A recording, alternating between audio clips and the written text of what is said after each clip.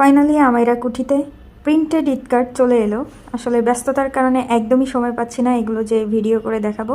তো ফাইনালি আমি এই স্যাম্পলগুলো কাটিং করা শেষ করলাম এবং এগুলো হচ্ছে স্যাম্পল ডিজাইন এবং এখানে অনেক ডিজাইন আছে এবং সবগুলো ডিজাইনই মাশাআল্লাহ, আপনারা চোখ ফেরাতে পারবেন না। এগুলো আপনারা যে কাউকেই সালামি হিসেবে বা নর্মাল উইশিং কার্ড হিসেবেও দিতে পারবেন, বাচ্চা থেকে শুরু করে ফ্রেন্ড সার্কেল আশেপাশে সবাইকে দিতে পারবেন।